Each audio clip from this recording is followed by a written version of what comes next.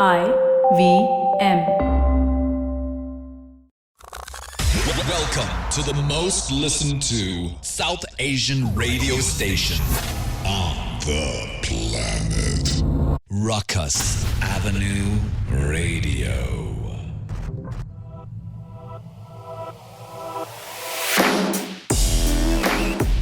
Hello, everybody. This is Amit Doshi from IVM. We are India's premier podcasting network and are so happy to be on Ruckus Radio. We hope to have you join us every week at this time when we bring you segments from the best of our shows. We hope you tune in on the IVM Podcast app, website, or wherever you get your podcasts from.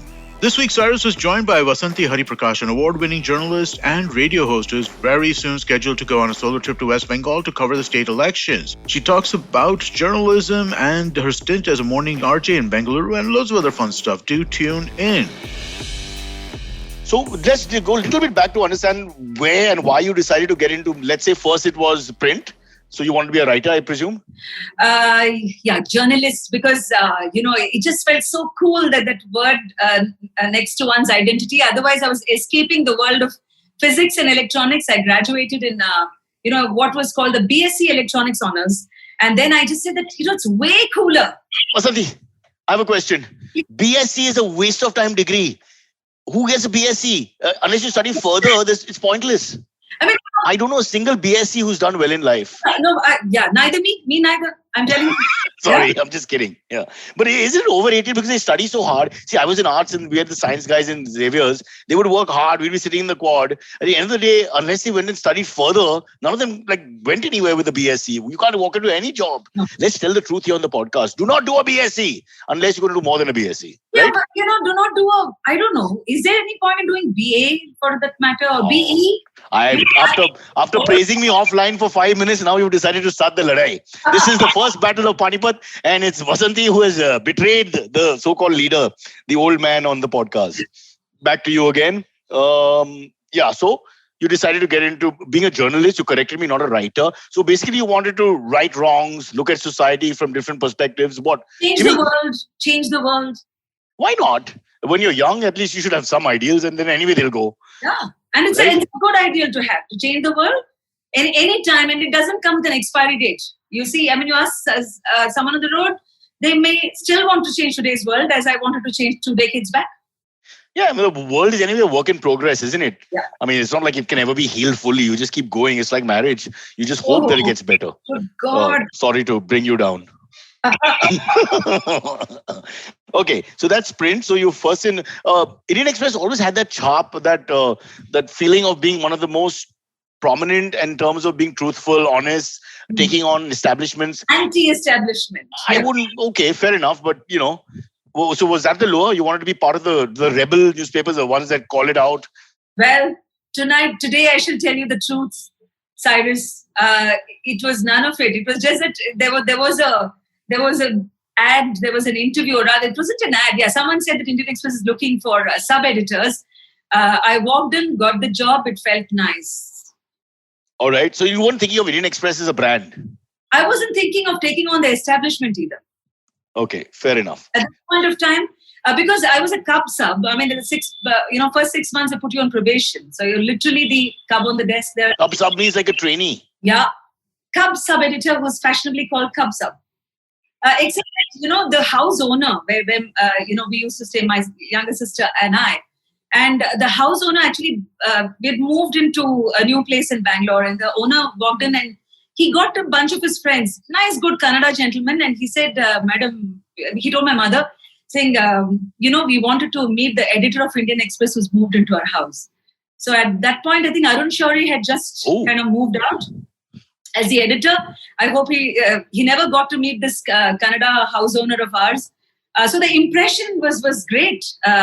Even if you're on probation, you get to be known as you get to be mistaken for, between an editor and a sub-editor. No. Hello. I don't want to use this example, but keep in mind when you try to get into a school system, you need the watchman, you are the peon. If you try to get something passed in a government office, you need the peon, the guy in the uniform. Yeah. So in a sense, with due respect, there's a very strong role played by people at the bottom of the hierarchy also. Let's not confuse the issue. No, but you know what? May I correct you? Please do. Bottom of the hierarchy stop there. It's not just also because I believe that that's where the most important work gets done. But people do stay unsung until, of course, they begin to rise in designations. So you're saying our Prime Minister is not the most powerful man, but the guy who basically brings him his chai is the most powerful man. I would. Oh, that might be a friend. Wait, somewhere down in the hierarchy is the most powerful man. Yeah. Watch me just nod to what you say without saying much. I have huge respect for watchmen, for example. I think you can't enter a building, an office, an institution, a school, a college. I mean, they are the parliament. Wherever you go, it's the watchman. Yeah. The watchman is the key to society. People don't understand it. Look, during the lockdown, how important the watchman was in buildings, letting people in or out. I was the only one who told them keep the gates open at all times. We are democracy. We find it very aggressive when people just shut the gates of their building. Like, oh, we're keeping the disease out with those big bars. The virus can still get in. It makes no sense to me. Yeah. All right. Back to your career. Too many things to discuss. Hey, I want to ask you. We're up north. Did they call you Basanti? And how many times did people do the Nach Basanti joke from Sholay and all that? No, I mean it's all the time, right? Like it's. See, when I was in UP, I was Basanti. When and we had a Bengali teacher for whom I was Bashunti. Superb. And in Tamil Nadu, no chance. I mean, ta becomes the, pa becomes bha. Right? So I'm Vasanti there. And in Kannada, of course, I'm Vasanti. So I know my ears are tuned to responding to minimum 7 and a half. What is the right pronunciation? Vasanti Hariprakash. Is it really? Yeah. Vasanti. It's a sweet name. Vasanti. And you know what? People insist on, in UP, they don't know what to do with an extra H in my name. I'm a proper South Indian, so it's VASANTHI. So they'll say, Vasanti ji, abhi aap se baat karengi.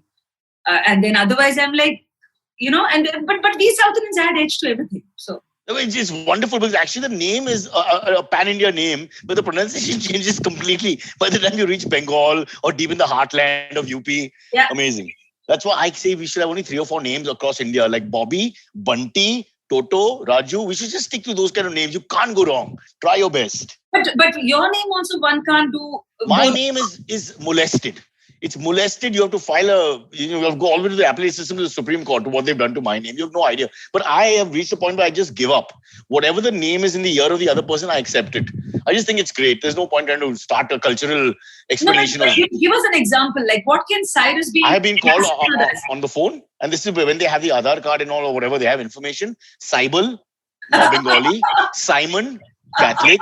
Sailesh in Maharashtra is a given. If you say it audio-wise, just for the ear, sir, aapka naam kya hai? There's a driver who's dropping you somewhere. And she says, sir ji, aapka naam kya hai? Very politely. You say, Silas quickly. He says, Silas ji. And that's it.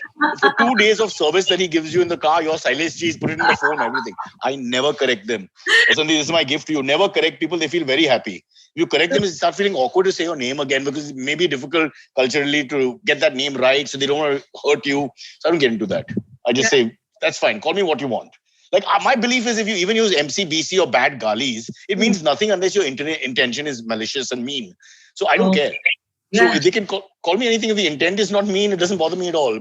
But they can call my name in a bad way, like my wife does. And then I know that's worse than a gali. That's really abusive. She's right there outside, so we can't talk about her. Yeah. Promise me, Vasanti, we will not discuss her. Yes, promise. I'm your friend for the next 30 minutes. Please be my friend. Yeah. If you realize I'm talking to an attractive woman, albeit in a sari, I'll get more beating. Will there be a court case after this? No court case. We can proceed. Let's get back to you. One sec. So we did the print, and then where did the move happen to radio, television? Just give us a little chronology. Yeah. Okay. So as much as people don't know when they take their newspapers who's given the headline, they just think it's like that Sridevi movie, Mr. India, right? Like there's this investigative journalist who's out to expose Mogambo, and she in 1.5 hours. In 1.5 hours, and she just, she comes straight to the reporting and with her reportage, one printed copy that you see, and then she daintily with her nail polished fingers, she hands it on. Ye copy press me de do, she says, and then walks off. Unlike that, in a newspaper office, there were 7 of us working away at different desks, business and sports and news features and lifestyle and what have you. And I was in the Late City edition. And it was good fun, except that in 2000, I just thought that, when I wanted to change the world, but I realized that I was changing diapers more often. There was this little boy, and I said, okay, I should be a proper Bollywood mom type and read out stories. That's when I said bye-bye to my night shift and city edition job. And then I joined what was called the .com that time. And it just seems so... The .com that bust. Yes. Yeah. Bust and took away a bit of a PF and savings also. That's it. That's it. That's it. Yeah. But the good thing is, what came out of it was that in the state of utter joblessness after the .com thing, two things happened. One is that I became part of what has grown to be an incredible network of women journalists. It's called NWMI. You see, Network of Women in Media India. It's a collective of women from print, broadcast, electronic media, digital. And then it was literally like a sisterhood. And I was the bacha of the group, at least back then, you see. And my job was to take notes. One senior journalist, Shakuntala Narasimhan in Bangalore, fantastic lady, she wrote about 35 years of a column on consumer rights and stuff like that. So she said an FM radio station is in town, a very cool one, and they want to know what women journalists are up to, and one of us should go. And then I saw her looking at me. I got sent to this radio station. I was trembling. I never really seen, except good old Akashvani, where we had got, taken to once. But then I went as a guest to Radio City. And one guy who was actually probably in your city, I'm guessing that you're in Mumbai now, and he's he's a Bangalorean turned into a Mumbaiker, Suresh Venkat. And so Suresh used to work at CNN. Yes. Yeah. Yes. Horrible fellow. That's him, Suresh fellow. He pulled me into radio. And I realized that I'd started waking up the city of Bangalore by saying, "Good morning, Bangalore city," for 4 hours. And I did this for 4 years every morning. And Good Morning Bangalore, I would love to say, went on to garner good acclaim, and it was good fun to be on it. But when you said you'd say you'd wake up Bangalore to Good Morning for 4 hours, as in they're really lazy, and it takes 4 hours for them to wake up? No. It's an early morning show. See, I'm guessing that your show has got maximum listenership from Bangalore. Do you want me to damage your listenership? Actually, they did a survey, and you're right. Our little show only has viewership in Bangalore and Delhi.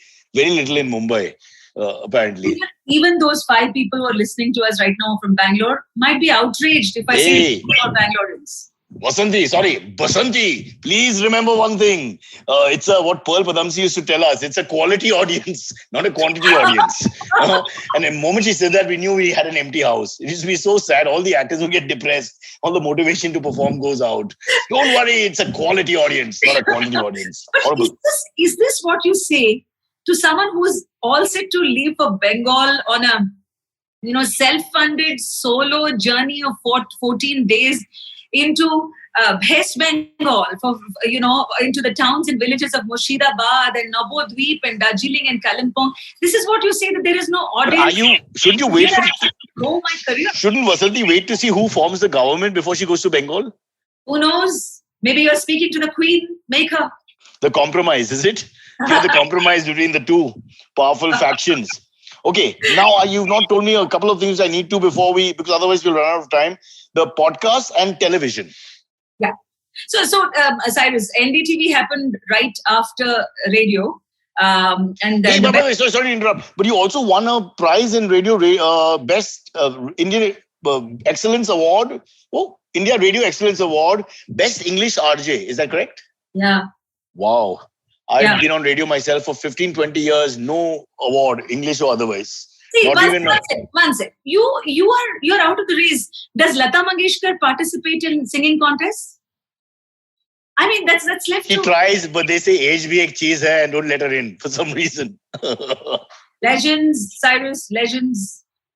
Race se pare. Please don't stop, Vasanti. Please carry on for 5 minutes. Let me not come in the way of your conversation. Yeah. So best English RJ. Do these things help? Do you suddenly become more prominent? See, I'll tell you, immensely helps. I mean, I'll tell you how. The biggest help that an award does is your bosses finally start agreeing with you, or at least let you do your thing. I'm telling you, this is the only thing an award is worth winning. Not for the people, not for yourself, not for your resume. Of course, 2 little side effects happened. One is I got sent to London to study the best practices of the radio space. Wow. Given that UK is a pioneer in radio.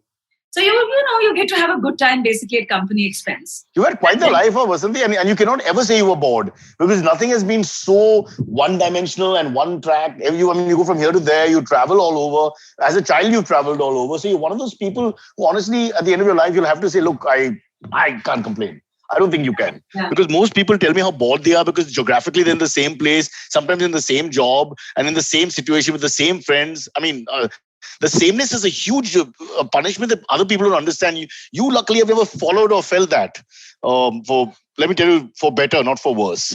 Now that I've lectured you as an older man, let me go on to you're also a classical music singer. This is a typical South Indian, I would say Brahmin, but I wouldn't get into it.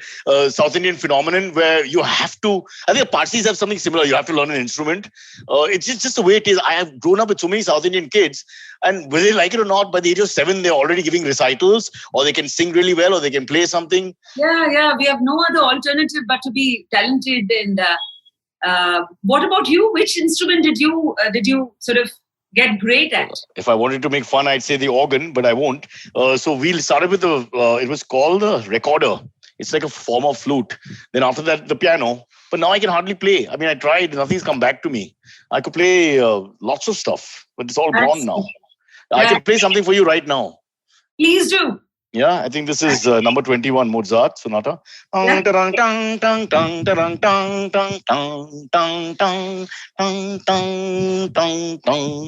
do you like that? Oh man, it was just outstanding. That's how I keep the ladies happy. I just play my piano everywhere I go. Stop it. One day, please get your wife on the show because I want. She's right there. Don't say. I don't know if they can hear through the headphones. Don't mention her name. My wife is like the government. There's so many rules and protocol we have to follow. You don't understand. Yeah. You can't make fun of her. I'll get trolled. You can't take her on. You can't talk about policy change. Yeah. You can't ask for department inquiries. You can't actually point and ask for RTO. Nothing. It's a world where you do look suitably oppressed. I must say. She's like a pretty Kim Jong-un. That's what it is. Love you, baby. She can't hear. We're fine for now. If I die during this podcast, please check out my wife's position in this entire matter. I want an investigation to follow, and it has to be done by Arnab. I trust no one else.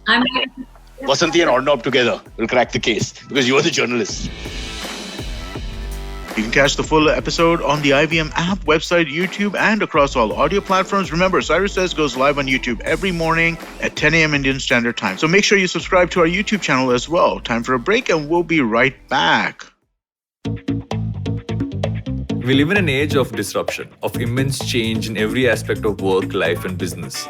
But is the old way of doing things truly dead? And are we ever going to stop saying the new normal? Join me, Varun Dugirala, on Advertising is Dead every Tuesday as I talk to entrepreneurs, leaders, creators, and change makers from across business, media, marketing, and beyond to dig a little deeper into how we got here, what we're doing now, and where we're headed. You can catch all the episodes of Advertising is Dead on the IVM Podcast website, app, or wherever you get your podcast from. IVM. Next up, we have the Simplified Quartet. That's Naren, Chuck, Tony, and Sriket. They explain NFTs or non-fungible tokens and discuss what the future of digital properties looks like. So here's the thing. I first tried to technically understand what an NFT, and I said, okay, this is not going to happen. So let us try to understand at a cultural level what NFTs means. So let us faff our way out of the problem like a planet. This is like when you prepare for an exam and you're like, this time I want to talk. Then finally on the morning of the exam, enough to pass, I've learned. Yeah. No, this is the equivalent of essay coming, like I prepared essay on tree, essay came on goat. The goat is tied to a tree is tied to the goat and tree are tied to each other. The rope is made out of this material. But only I also realized learned just enough to pass is a great tagline for Simplified. Yeah, that's true. So, okay, what is an NFT at the end of the day? The NFT, as far as I can read on Wikipedia. Read on Wikipedia is basically just digital creative work that can be sold to other people as a digital collectible. And the best analogy for it really is baseball cards. So before people say, yeah, but you can like copy, you can take screenshot of JPEG and you can like put that on computer. I've got like $69 million thing on my computer for free. So yes, obviously that can be done, but you can do the same thing for baseball card also by taking it to Xerox shop. So it's the same kind of works over here. It's actually a very good analogy. But okay, let's start again to try and start from the basics. So digital creators, as in artists or musicians or pretty much anything, any piece of digital work, be it 2D, 3D, audio, video, and who knows, maybe in the future, even other forms like virtual reality or whatever, can be put on sale on certain marketplaces like OpenSea, Known Origin, Rarible, and there are a few others. Can we sell this episode? Well, we can actually. We can Yeah, actually very sell much this so. episode. Yeah. We can. And we would still hold the rights to it. We The only can. problem is who will want to buy. Again, Small technical problem, yeah.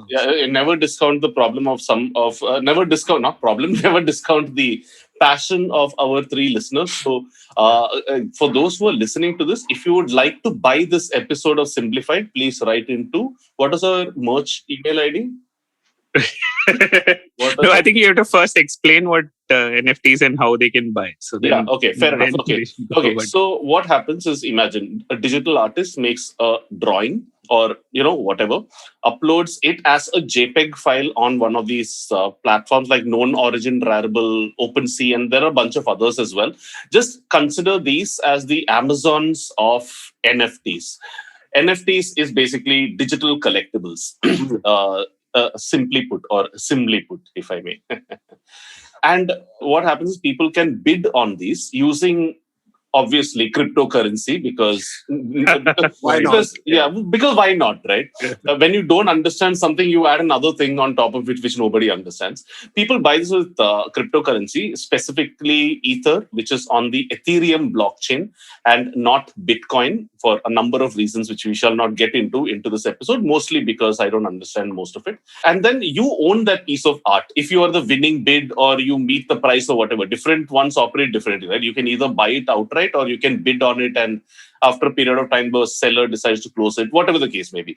So you own that piece of digital art, which means you can download it as a JPEG and keep it on your computer, and it is verified in the blockchain. So one thing I know about the blockchain is that it's a digital ledger where everybody around the world at any point of time can see proof of ownership. Like if you take a blockchain transaction, just like how you can go to Blue Dart and search for AWB bill and where the thing is right now, you can go to these sites and put in the blockchain, whatever, blockchain transaction, and you will see who owns that at any point of time, who was a seller, all that kind of thing. So you are the verified owner of that piece of digital art. Yes, others can just increase screen size to 200%, take a screenshot of it and keep the same JPEG, but they don't own the piece of digital creator, or they don't have the they don't have the contract. Yeah, I mean, interestingly enough, over here, Tony, the copyright of this still rests with the seller. So they have the open files. They can manipulate it later and they can sell. So think of this again. The baseball card analogy actually works quite beautifully over here. It's a card company, or maybe the whatever Major League Baseball or whatever it is that they have over there. They own the rights to the thing, as does the athlete has the rights to his own name and image and all that. And they license it out and make these cards available to, I don't know, I guess bubblegum manufacturers or whoever it is that distributes these cards. But can they delete the original one? If they delete the original one, does the license still exist? Oh, that's a good question. I think all of them operate in different ways. I've seen some NFTs where the ownership is transferred completely, some where the ownership is retained. I haven't come across a scene where the original is deleted and now this is the only version that exists. So I'm not quite sure about that. Although my guess is that it should be there. Cool. Yeah. And some of these operate in different licenses, just like stock image sites have some, you can use this version for this. Some have an extended license. All those kind of things exist as well. You know what it just makes me think? It's almost like you can have art effectively can become like software where you can release versions of it. Yeah. Where you're able to like say that, this is the artwork that I'm making for the summer and I'll update it for the winter and the spring and the other seasons or whatever, or almost like, imagine almost arts like the Amul girl Based on topicality, I keep updating it in some way or the other. Oh, that's interesting. I haven't come across this one like that, where a piece of art actually gets updated like software. That's part 53 of 150th episode. So that's essentially what an NFT is. Digital collectibles is possibly the simplest way to describe what it is. Sold through certain marketplaces, bought and sold using cryptocurrencies. Now, NFTs have been around for a while, even though it's been in the news recently. It's been around since, in some shape or form, since 2017, 18 or so. One of the earliest examples of NFTs was something called CryptoKitties. Of course, it is something. CryptoKitties, sir. Yes, CryptoKitties. So there was this website that was releasing. So you remember these old virtual pets that we used to have? Yeah. Tamagotchis. Yes. Tamagotchi, yeah. So CryptoKitties was a website that released one digital cat every 15 minutes to a maximum of 50,000 cats. And people would come and buy these CryptoKitties, which meant, again, same thing. I know it sounds ridiculous, but go with me here. And I've been trying to keep an open mind. That also could be the tagline for Simplified. Yeah. What, keep an open mind? Or No, it sounds ridiculous, but go with me here. Yeah, fair.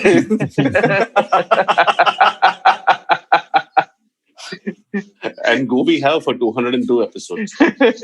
Okay, so and people would come and buy these, right? So you would buy these CryptoKitties using Ethereum. And so on the site, basically you would have each of the 50,000 CryptoKitties, which is honestly just like a little image of a cat. Each cat has various attributes, which have been expertly compiled by, I don't know, a team of CryptoKitty designers based on, I don't know, fluffiness, color, eye color, and all those things. This is like Pokemon Go with like crypto added to it. Yeah, pretty much. It actually is. I saw a video on CryptoKitties where somebody showed the picture of the CryptoKitty and said, this is actually what it is. And then they've taken this printout of like the code of each CryptoKitty. And then they highlighted one part, the attributes. So those of you who learned C programming at one point of time, Narayan, in your time, carving stone tablets. They were inventing it. So each of these attributes, like hair, like fur color equal to whatever, right? So 50,000 of these are unique. And here is the genius part of CryptoKitties. All these 50,000 are what are called Generation Zero CryptoKitties. So obviously, these can breed and create CryptoKitties. Now, each of the attributes are different also. Now you see how mildly Tamram and eugenics are playing into the picture over here. Right, where you actually can then have your ideal kitten based on the two Generation Zero parents that you have. I have not understood yet whether you need one male, one female. That level of detail I didn't see. I assume that something like that is there, or really, who cares? You're buying digital merchandise online using cryptocurrency. Check out the entire episode and 200 others on the IVM app, website, or wherever you get your podcast from. Talking about digital properties, next up we have the traveling professor, Siddharth Deshmukh, who wonders where have all the TikTokers gone post the ban in India. TikTok, for one, did expose the talent from small town India, and while some of them have migrated to Reels, a lot of them seem to have disappeared. Let's see what he has to say. Hello one, hello all. Welcome to the Diary of the Traveling Professor. And I'm Siddharth Deshmukh, your friendly neighborhood traveling professor himself. Just coming back from a trip to Mumbai, wherein I was part of an interview panel for MICA's selection process. So I've met so many bright young people trying to do their MBA and, basically MICA aspirants. And such an interesting time, talking to some of them. So intelligent, so focused. I was just wondering what I was doing at that age when it suddenly struck me that this generation of all these super young achievers, is an amazing generation, and thank God for that. It just gives me some faith in the human species that I was dumber at their age when, where they see themselves. So, here's an interesting thing. While I was actually part of this entire process, what I was also part of was a bubble. So obviously, we had to get our COVID negative tests, and so did the MICA aspirants. And it was all a very interesting situation. It was all safe, lovely hotel, wonderfully managed by MICA. And I just realized that we have to do all of this because malls, hotels, restaurants, and interview rooms, and any place where people are congregating in general are super spreader platforms. In fact, Delhi Metro apparently is a super spreader platform, and so is a mall, and the rest of it. And people have taken, obviously, state governments have taken action against it. And I realized that, yeah, I think that this concept of a super spreader platform can be also looked at when it's not such a nefarious COVID virus that we are talking about. So, what is it that I'm talking about then in today's diary entry? And I just was wondering with a basic question. So, let me just talk about it first, and then I'll connect it to the super spreader platform a little bit later. Where have all the TikTokers gone? Yes, of course. I think it was just last July, and when TikTok was banned, and obviously a lot of employees lost their jobs. Thankfully, some of them I know who've got their jobs back, in different places, of course. But essentially, for all the creators and even the users of TikTok, people who are enjoying TikTok as a platform, suddenly found themselves bereft of a home. And okay, this is where I think TikTok was a super spreader platform. Now, what do I mean by that? It was just an intuitive sort of platform that allowed you to just connect to your own algorithm, something that kept, you didn't know how time just flew by when you were on TikTok. Of course, it was a guilty pleasure. And a lot of people that I know were looking down upon it, especially a lot of my students were looking down upon it because they were on Instagram, of course. And over a period of time, I told them, this is going to grow big. This is going to grow big. And people were smiling and laughing and thinking that I was half joking. But as it grew big, people realized the power of that algorithm and the power of that user experience that was so addictive and so entertaining and so much of a super spreader for so many content creators and so many users. And then now TikTok is banned, right? So where have all the TikTokers gone? Yeah, so from a super spreader platform, they have moved to obviously Instagram. In fact, one of the interview panelists was a friend of mine who's working, with one of these other platforms, a very famous platform. I'm not going to tell you which one.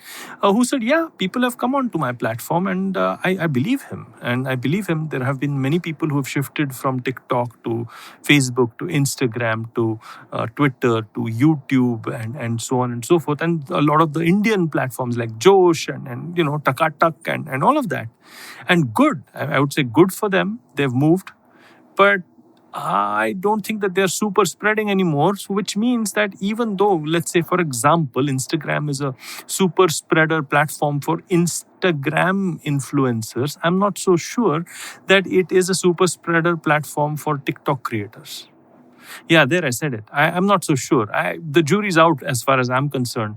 And why do I say that? I say that because I believe the inherent quality that made a TikToker famous on TikTok as a platform is not going to travel well. It's like the Guinness beer, right? It doesn't travel well, they say. If you take it out of Ireland and take it to India and try to drink it, it doesn't taste the same. Maybe that's just an excuse, but I don't know. It doesn't taste the same. And perhaps a TikToker on Instagram or a TikTok using a Reels, right, on Instagram is not necessarily going to have the same sort of impact that he or she had on TikTok. So what is really happening over here? So I decided to dive a little deeper, and I just wanted to perhaps compare the Instagram TikTok thing. I've done it a little before, but this is from a different perspective. So if I look at Instagram and all the influencers and people who have had an impact on Instagram, I'd say that all of those guys are essentially people who have the ability to stand out. Because Instagram essentially is for you to be able to stand out, do your stuff, parade who you're really good at, your holiday, your left profile, your new hairstyle, whatever it is, right? You're standing out from the crowd. And that's very, very different from a typical TikToker who was trying to blend in. Sure, he or she was doing something quirky or something sexy or whatever the hell it was, but they were trying to blend in. So everyone was copying one dance move. Everyone was copying one particular movement or one joke and the rest of it and putting their own variations on it, like a template. Every village had a Sunil Shetty. This is a joke that I often repeat in class. Maybe my students are going to kill me for that one of these days. But essentially, if I look at it, TikTok was requiring a different kind of creativity. It was a super spreader platform, but it was home for people who had a certain kind of creativity, which may not necessarily translate or travel well into other platforms like YouTube or Instagram or Facebook or anything of that sort, because different kinds of creativity are encouraged, is what I've realized, on different platforms.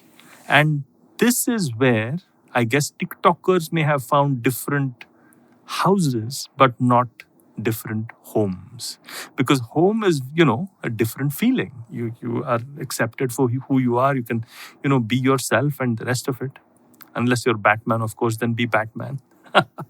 But on that note, what I'd like to say is I really don't know where those TikTokers are going to find a similar home to TikTok.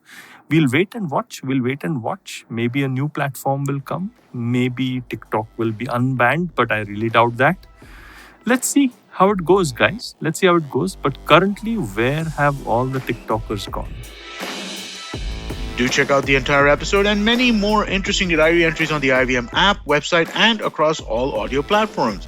It's time we take a break, but don't go anywhere. We have more good stuff on the other side. Hi, I'm Zarina Poonawalla, host of the Empowering Series podcast on the IVM network.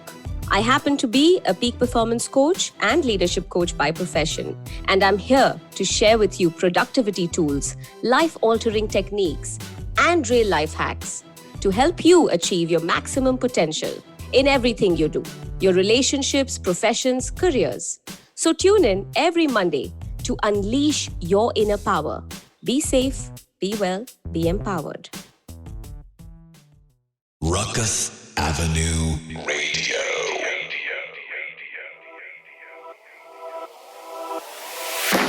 Welcome back. So Gauri Devi Dayal of This Round Is On Me recently went to Gulmarg, Kashmir, which had received fresh snow and had skiing activities on in full swing.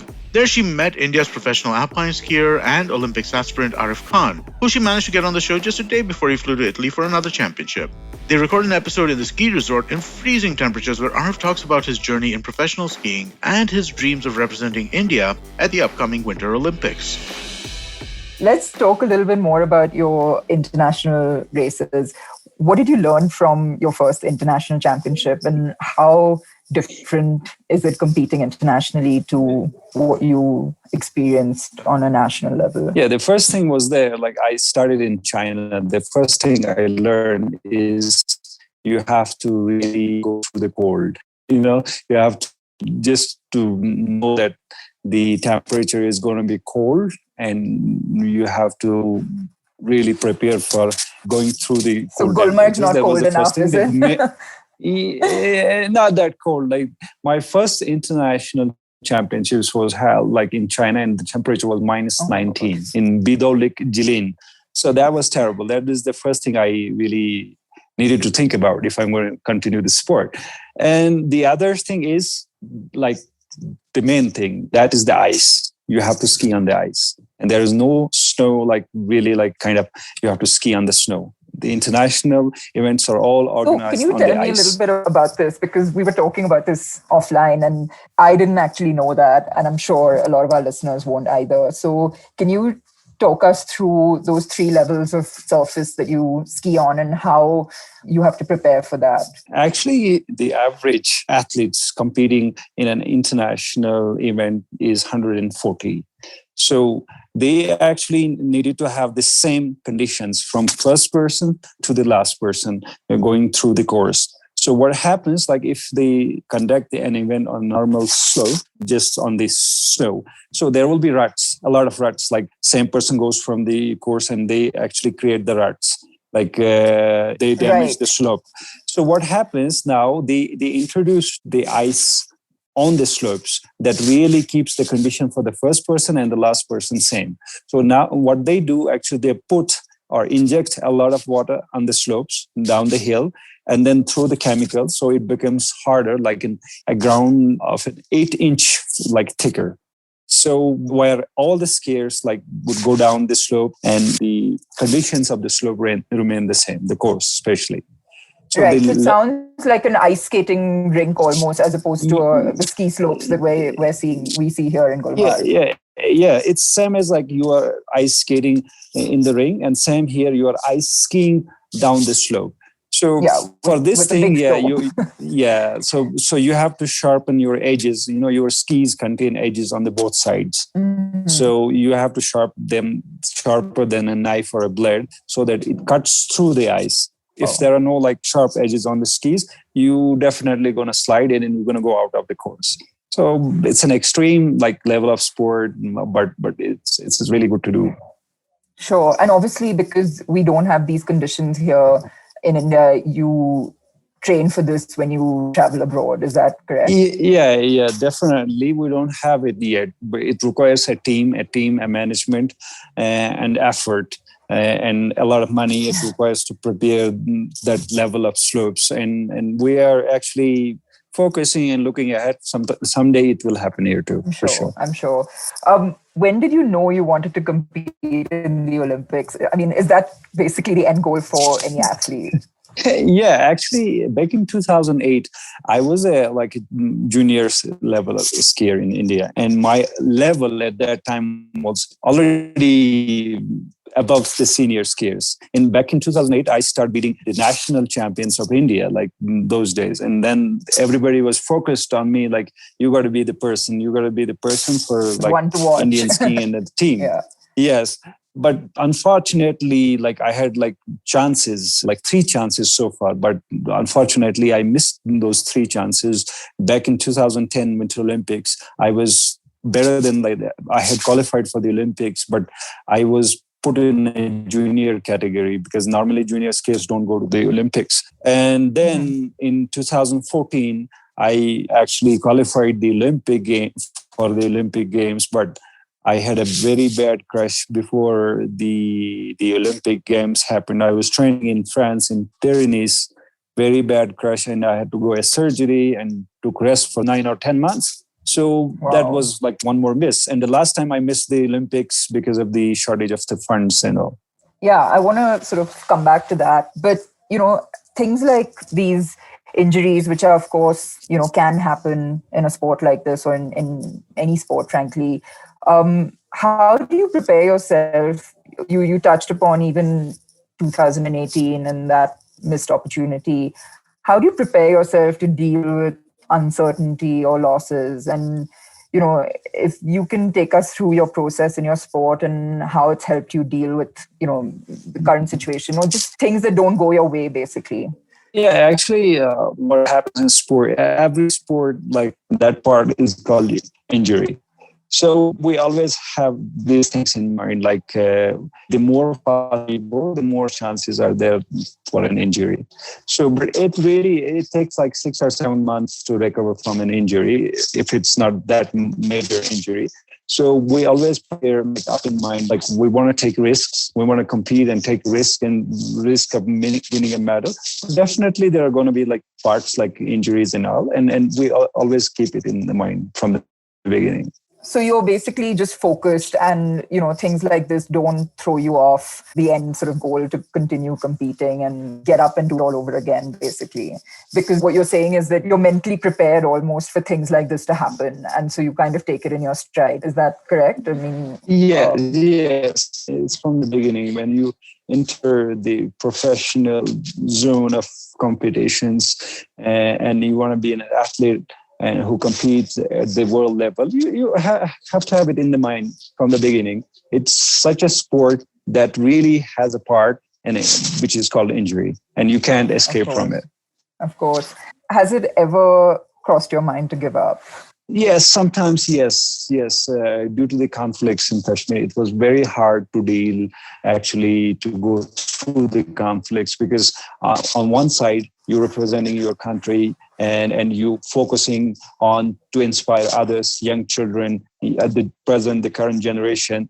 And at the same time, people are really diverted to something else. And your thing is not happening, what you are trying for. But, there are always good people who guide you through, who inspire you not to leave, just to stand. It has been really hard for many times in Kashmir, especially, and for many other reasons as well. There's been always the financial part, actually, because such a sport requires a lot of funding to continue and to train, to be able to train and to be able to really get all those facilities, which is required, yes, to achieve the goals. Yeah. So talking a bit more about that, and you touched on this earlier where you mentioned about missing the opportunity to participate in the 2018 Winter Olympics because you were unable to get the required points to qualify because you ran out of funds to take part in in sort of one of the races in Switzerland, I believe. Why is it so hard to get financial support from the government? I mean, after all, you are striving to represent the country internationally. Why do you think this is? Actually, when it comes to the adventure sport, it's a new thing for India, the Indian generations. It's a very unique thing for them to be just to go and to be able to be on the snow. And the government always looks for more people into a sport than they really support you so well and fulfill your requirements.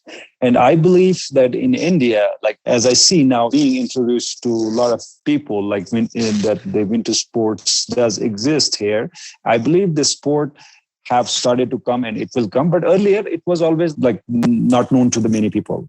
That's why the government was not really that interested. They were interested to put facilities in general for all the people, not particularly focused on the athletes, because it requires funding like for athletes to train them to send overseas, because due to the lack of infrastructure, the home infrastructure that really helps our basics and intermediate level of training that we were lacking, we always needed to go to overseas for our trainings, because at home we didn't have that. So now I think I believe the things will change, but earlier it never used to. The show is available on the IVM Podcast app, website, and other platforms. Next up on The Habit Coach, Ashton explains the importance of the first 5 minutes in the morning. This is right after you wake up and while you're making your transition to wakefulness. And no, looking at the phone is really not what you should be doing, though I know all of us do that. What should you do then? Listen in and find out. Hello and welcome to The Habit Coach Podcast, the bite-sized podcast filled with quick and easy actionable habits. Remember, great habits create that awesome life. I am Ashton Doctor, your habit coach. And today's fun fact of the day has to do with waking up. Did you know that when you wake up in the mornings, you almost instantly forget about 50% of what you were dreaming? There are days when you wake up and vividly remember everything that happened to you in your dream. The people you met, the fights you had, and the way in which you were abruptly woken up. My father used to tell me stories about how he would hear a bell ringing in his sleep. And when he would then suddenly wake up, it would actually be the milkman ringing the bell. These dreams had the real world mixed into the dream world. And some of us might actually feel that the dream world is the real world and the waking world is an illusion. However way you want to look at it, one thing is for certain, we just don't know enough about dreams. They remain a mystery to us. Today I want to talk about what happens the instant we wake up and forget our dreams. When we wake up in the mornings, have you noticed what your first few thoughts are? Within the first 5 minutes of waking up, you relive all the events of the day that went past. You think about the fight you had with your parents. You remember the work that you had left incomplete. You remember how you felt yesterday, and then you bring those feelings and emotions into the new day. You wake up and immediately start to make today a reflection of yesterday. If we make every day a reflection of the day before, it is no wonder we stay stuck in the same spot. We cannot move forwards because we are reliving the day before. If you want to grow for the better, make changes in your life that you have to start creating a future for, not reliving the past. How many of us use the words, same shit, different day, or same old, or the usual? These are all signs that you are reliving the previous day. In fact, I will do a whole podcast on this later. It's called the Groundhog Day effect, where we relive the day over and over and over again. However, today, I want to just focus on what we do in the first 5 minutes of the day. I want you to catch yourself thinking about all that happened yesterday. I want you to shoo it out of your mind and then replace it with something that you're going to do that is new and different.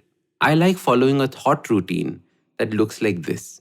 I wake up, I check the time, and I say to myself, today is going to be a great day. Then I stretch and think of 2 things that I'm looking forward to doing today.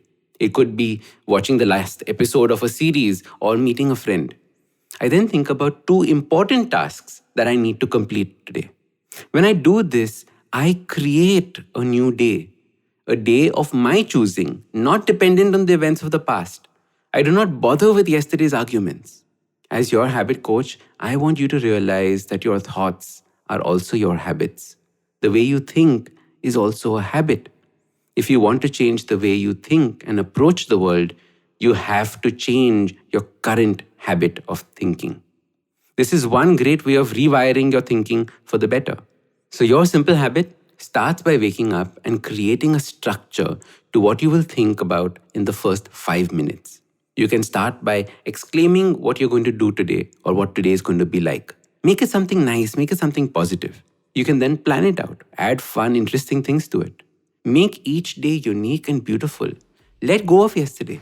There is nothing more you can do for it. The Habit Coach is available on the IVM Podcast app, website, or your preferred podcast platform. Postcards from Nowhere is a show where Utsav Memoria, the host, talks about travel stories and realizations on the journey. This time he talks about dark tourism, why people are often fascinated by sites of death and destruction, and the aesthetics behind it. This week, starting a new series on dark tourism, I take you across the world, right from New York to Jordan, and tell you about the uncomfortable truth that hides in plain sight.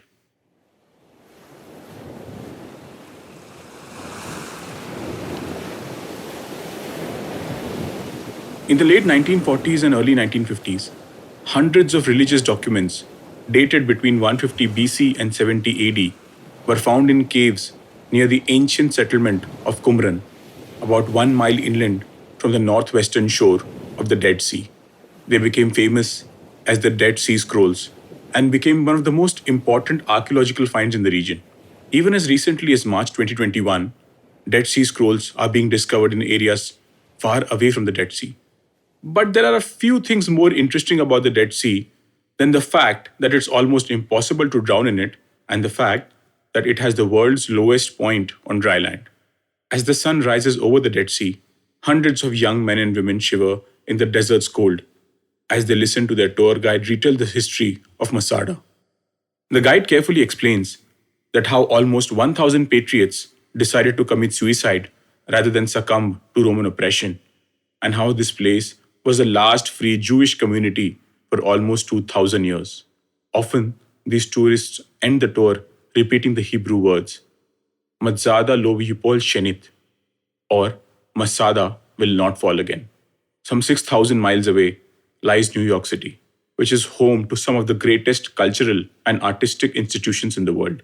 Yet, despite the city's many attractions and monuments, currently, the number one attraction is the site of the World Trade Center terrorist attack, where more than 3,000 people were murdered, known as Ground Zero. 2,000 years of history separate the events at Masada from those at New York, and yet the underlying driver is the same, our attraction to sites where important or mass deaths have occurred, or what is more commonly known as dark tourism, a subject I myself have an obsession with. But if you thought my obsession is weird, sample the Titanic Cruises. Here, tourists eat meals identical to those served on the ship and hear music identical to the music played on the ship as they travel to the precise spot where the ship lies at the bottom of the ocean. I could go on and on about the sites of dark tourism, having seen them across the world from Argentina to Vietnam. But what if we move our gaze away from the popular sites of dark tourism and train our eyes on the everyday sites? What if I told you that it's almost impossible for you not to have seen one? It was the year 2010, and I found myself on the streets of Bogota, the heart of the South American nation of Colombia. For a country often known for being the home of Gabriel Garcia Marquez, Fernando Botero, and Shakira, there exists another narrative. A narrative which has often been relegated to the shadows, or which often presented in a manner to obscure even the semblance of truth. So thanks to the Netflix show Narcos, One may know Colombia for its infamous drug trade or its famous coffee, but there are far more important things happening in the fabric of the nation. As I stepped out of Museo Botero, which houses the works of the figurative artist and sculptor Fernando Botero, I came across a single piece of graffiti which simply said, "Colombia is not equal to Israel." I took a picture of it, and it became a grim reminder of how the history of nations is often not defined by the decisions it takes, but more often by the decisions it does not take. Why do we, younger and smaller nations, willingly let someone else take our destiny in their hands? For as this graffiti correctly pointed out, the people of the country do not wish their country to become a nation whose existence depends completely on another, whose image in the eyes of the world ranges from a homeland for Jews to a rogue nation. Colombia has come to represent one of the most violent nations in the world, everything from foreign interference to leftist guerrilla forces to right-wing paramilitaries contributing to it. But whatever be that image, this has not been actively constructed by its people, on whose sweat and blood the country survives. And that to me is the biggest tragedy. A nation whose voices and screams have been muffled out of existence, a journey which was cancelled before it began, a dream nipped in the bud. It's a blow stuck deep down into the roots, the conquest of mindspace, and a victory of insanity. It's an illegal social activity that questions the legitimacy of the fabric in which we live. It is that voice that is free from the bondage of journalism, of conforming to the norm. One look at the streets of Colombia, and there is graffiti all around. Every square inch of public space has been used as a canvas, for larger canvases are never available to them. Only in the streets one can find the true spirit of Colombia. What if we were to see a country through its graffiti? It's present all over the world, from Berlin to Barcelona to Buenos Aires. Once confined to the underground scene in Bristol, UK, the artist Banksy soon became a sensation, with his graffiti appearing everywhere, from Bethlehem to New Orleans. Even in authoritarian China, in the city of Chongqing, one can find slogans which say, "Protecting ancient towns is everyone's responsibility." These are written by residents on buildings in a historical district, which is about to be demolished by the local government. In Beijing, one could find graffiti complaining about the high prices of China's favorite meat, pork. Even though it's a tiny form of rebellion, it's rebellion nonetheless. Dark tourism isn't merely about the settled past, but very much about the simmering present. Whatever is deemed illegal is often more revealing than any history or guidebook can be. We must rethink our attraction to conventional places of dark tourism where important or mass deaths have occurred. As graffiti shows us every day, sometimes those deaths are occurring right under our noses. Catch the full episode on the IVM app, website that's www.ivmpodcast.com, or your favorite social media app. And remember, please do follow us on social media. We're IVM Podcast on Twitter, Facebook, and Instagram. And on that note, wishing everybody a happy Easter weekend, and thank you so much for tuning in. Ruckus Avenue Radio. Come learn and experience the ABCDs of being queer with me, Shunetro. And me, Farhad. On our show, Gay BCD. The two of us take you through our stories and experiences of being gay men in the city of Mumbai and have candid and sometimes downright scandalous conversations about sexuality, gay culture, and everything in between. Catch new episodes of Gay BCD every Tuesday on the IVM Podcast website, app, or wherever you get all your podcasts from. IVM.